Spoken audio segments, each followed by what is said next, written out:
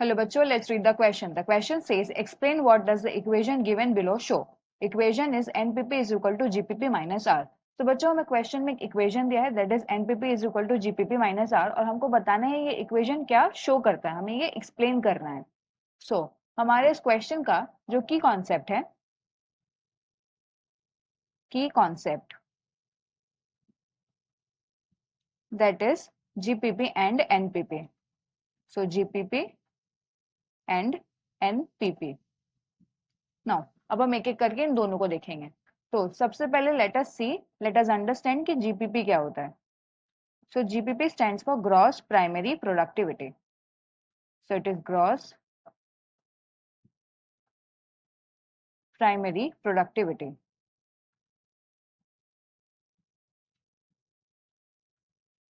Now ये होता क्या है GPP. So it is the rate of production of organic matter by the producers. So ये क्या है, ये रेट ऑफ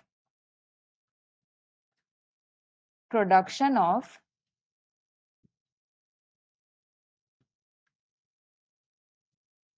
ऑर्गेनिक मैटर है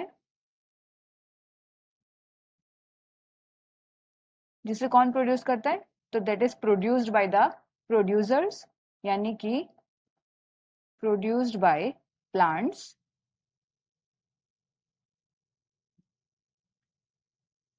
during photosynthesis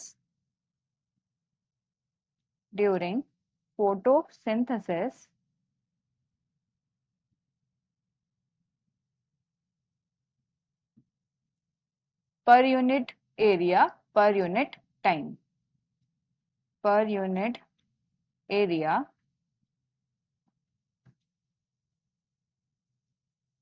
per unit time. So per unit area and per unit time पे जो organic matter का production होता है, वो जो रेट होता है, that is known as the gross primary productivity. Now अब अगर हम बात करें एनपीपी के बारे में. So NPP stands for net primary productivity. Net primary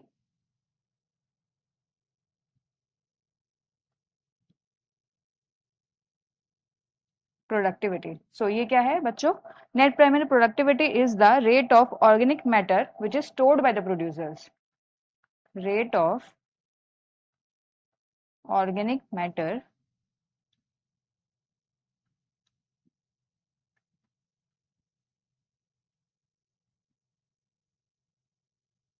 stored by the producers या फिर stored by the plants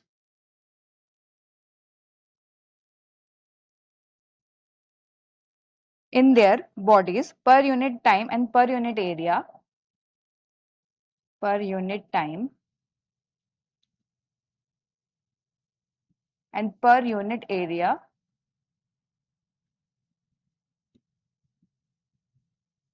after the loss by respiration. तो after respiratory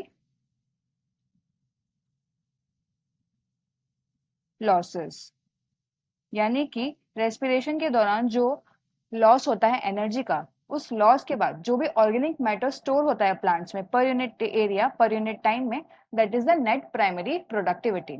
एंड इसे शो कैसे किया जाता है, तो it is shown as NPP is equal to GPP. GPP मतलब जो कि टोटल ऑर्गेनिक मैटर प्रोड्यूस हुआ था minus respiration losses that is designated by R. So this is the equation. तो NPP is equal to GPP minus R मतलब कि net primary productivity वो हो गया जो ऑर्गेनिक मैटर स्टोर्ड होता है आफ्टर द रेस्पिरेशन लॉसेस.